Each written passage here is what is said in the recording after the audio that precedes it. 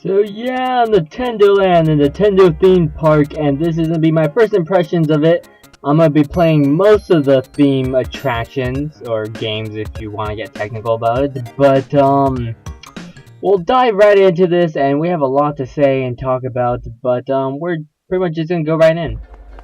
Alright, so Nintendo Land is a theme park, where we play or ride on different attractions, and pretty much the entire purpose of this game is to show off what the Wii U can do and the different ways and playstyles it can be played or used with. And other than that, we have these nice attractions where the entire goals of them is to survive or go as long as you can.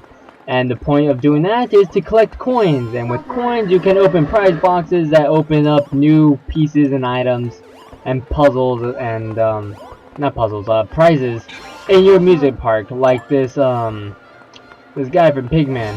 He's the enemy. Yeah, that thing. Anyways, the Bug Lord or whatever that. And you can tell how much I played Pigman. And we got Samus's ship.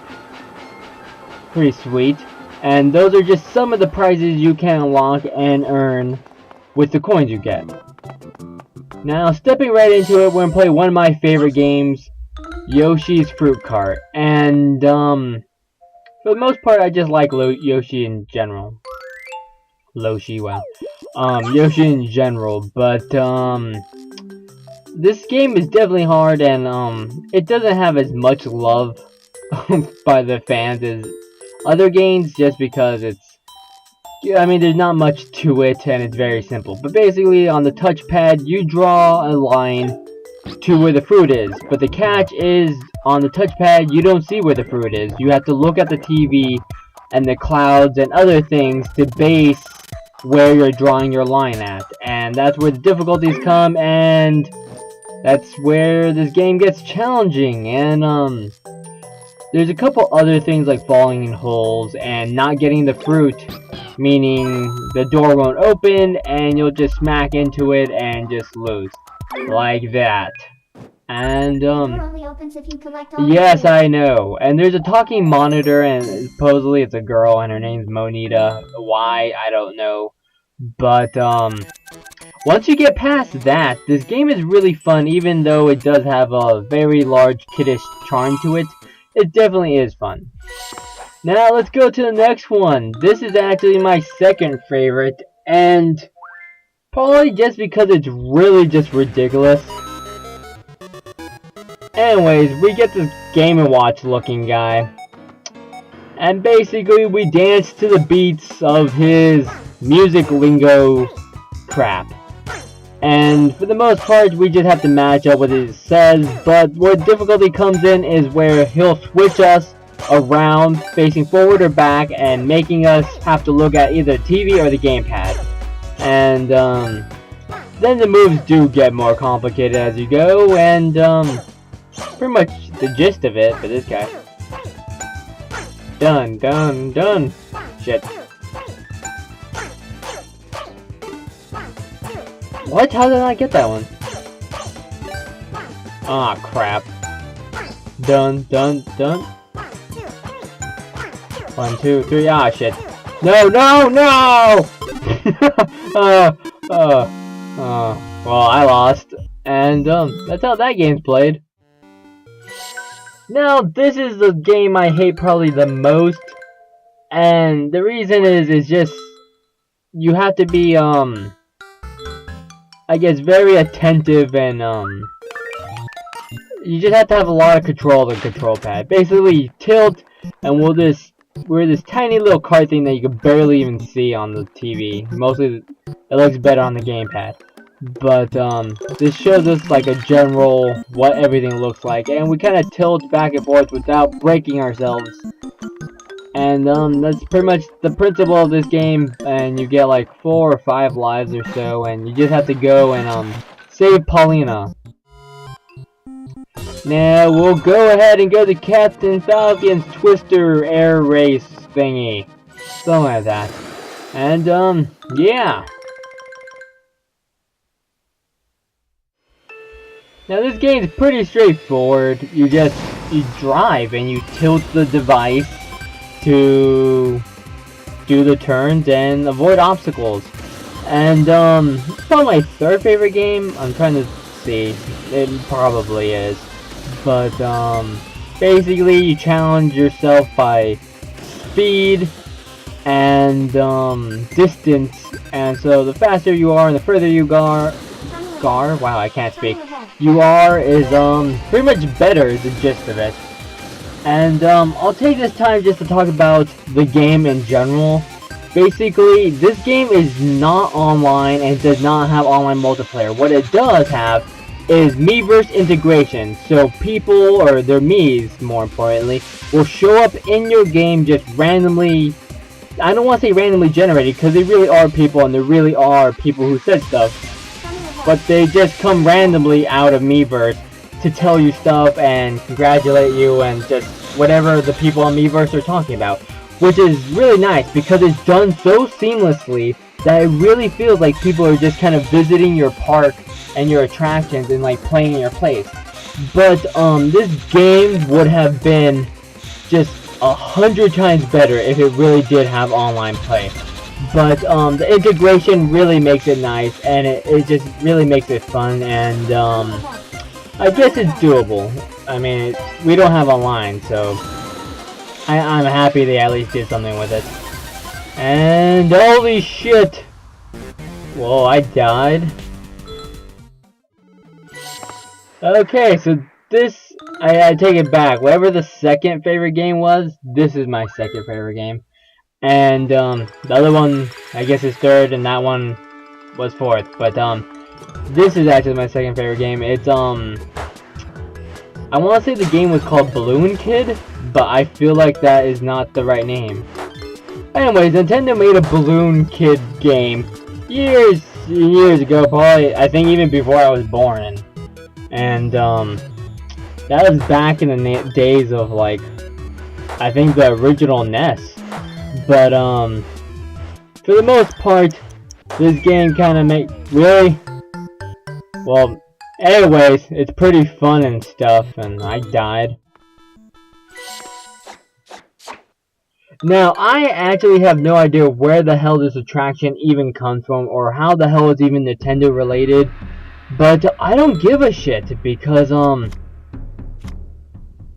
it's fun. I was about to say it's my second favorite, but I've been saying that to everything, so, for the most part, it's just one of my, I guess I really, just everything's my favorite except for like Donkey Kong, I guess is what I'm getting at now I think of it. But really, you didn't die?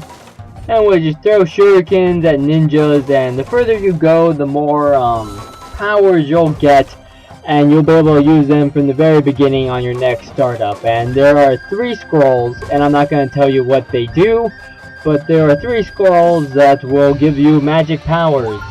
And pretty fun and stuff. And again, I have no idea where this comes from Nintendo, but I obviously didn't play it, so there's that. And we get Link, and it's time for Link's crossbow training. Wii U version, I guess, is what it really felt like. What was it called, like Quest or something? Battle Quest, sure. Anyways, basically we play as Link, or I guess our Mii dressed up like Link. But that's not the point. Yeah, okay. So basically we get our nice handy dandy crossbow and we can shoot things at a distance and pretty much kill the enemies. And the gist of this is just that. We kill enemies and we get to the end. And I explained this game to my friend who's a longtime Zelda fan. And he wasn't mad. But when I told him the point of this game was to collect the Triforce at the end, he kind of had an issue with it. And I actually never really played a Zelda game, so yeah, I know there's probably gasps and stuff. But I don't know. A guy with, he was an elf. I think that was my biggest issue with Link.